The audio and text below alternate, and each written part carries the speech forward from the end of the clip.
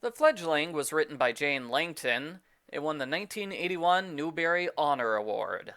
Argofunk Book Review, Argofunk Book Review. 8-year-old Georgie Dorian recently dreamed she can fly. She thinks the dream is real, so every morning she tries to fly down the stairs and almost kills herself when she falls. Georgie's family is a bit unusual. She lives with two orphan middle schoolers named Eddie and Eleanor. Her mother is Aunt Alex, and as a side note, I found it odd that Mom is always called Aunt. Aunt Alex and Uncle Freddie run the Concord College of Transcendental Knowledge. We don't see much of the college, but it sounds like they get paid to sit in their front lawn and lecture people about trees. Georgie is a lonely girl who doesn't even have a proper doll to play with.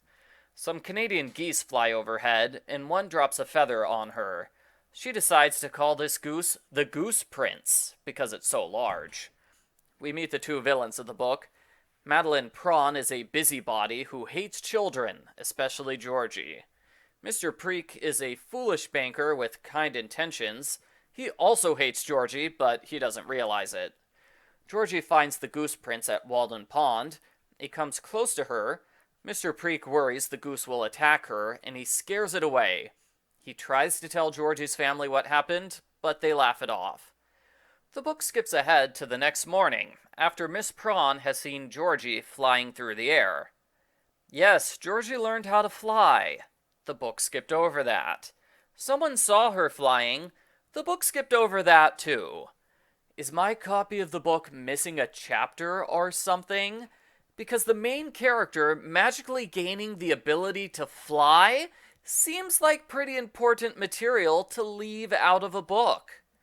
Miss Prawn panics. She figures Georgie must be a saint, and she hopes to get rich selling Georgie holy water. When Georgie refuses to bless water for her, Miss Prawn decides Georgie is an evil moon fairy child. Whenever there's a full moon, she warns the Halls that their daughter's gonna be kidnapped by fairies. They think she's crazy. Mr. Preek thinks the goose was trying to kidnap Georgie and fly away with her. He buys a gun so he can shoot the goose. The Goose Prince shows up several times and talks to Georgie. He helps teach her how to fly properly and starts taking her to Walden Pond every night. Aunt Alex sees the whole thing and, doesn't do anything. I don't know why.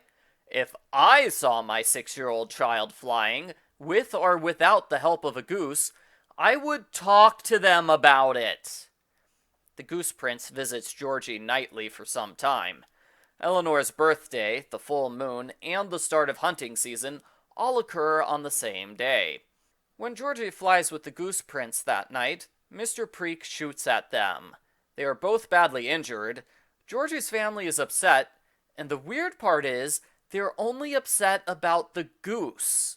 They don't seem to care at all about the fact that Georgie was shot with a gun. They want to protect Georgie from the goose. They board up the windows so the goose can't return, and move Georgie's bed to an inside room. They also try getting her a normal girl as a playmate so she doesn't have to play with geese, which goes poorly. Georgie slowly recovers, but she loses the ability to fly.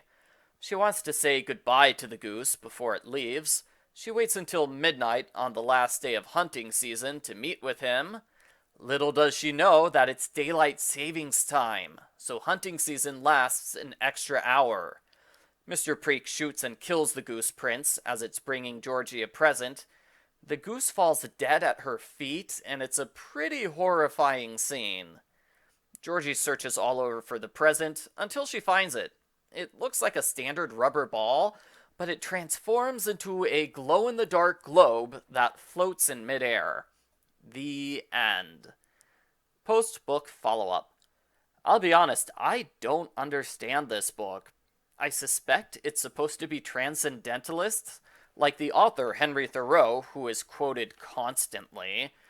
Other people think this book is a Bildungsroman, or an extended metaphor thereof. Those are all long literary words. I prefer to the idea that it's a fairy tale set in the real world. I think the book falls flat for me because Georgie's family doesn't react in a realistic way. They know for sure that Georgie can fly, and none of them care. At the end of the book, when Georgie can't fly anymore, they act like the entire thing was imaginary, like they did not see her flying in front of them multiple times. This is the fourth book in a series. It sounds like the other books also contain magic elements, like a flag that can tell the future and visiting the afterlife. That might explain why everyone is so nonchalant about the Goose Prince.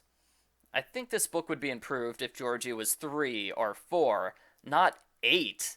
Just based on what she says and how she acts, I thought she was a preschool age. She says almost nothing and has simplistic thoughts for a child who allegedly read the entire dictionary. The scenes of her with the goose are interesting, but the scenes of her interacting with other people are not. The book plays with the idea that the magic Goose Prince is just a figment of Georgie's imagination. About halfway through, the book gives up on this angle. It is a real talking goose that gives kids the ability to fly. Deal with it.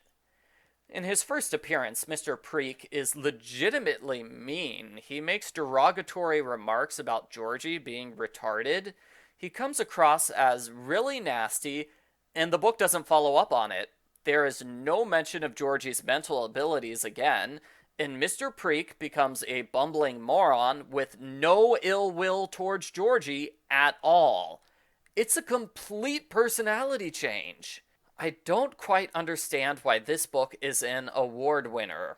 Yes, the narration is high quality, but I thought the book was odd. The premise and characters work fine, but it never really caught my interest at any point. I feel like I would have enjoyed the book if it had the exact same story, but it was written by someone else, because the story and characters aren't bad in and of themselves. I can't come up with a numbered score for this one. I give The Fledgling a confused look.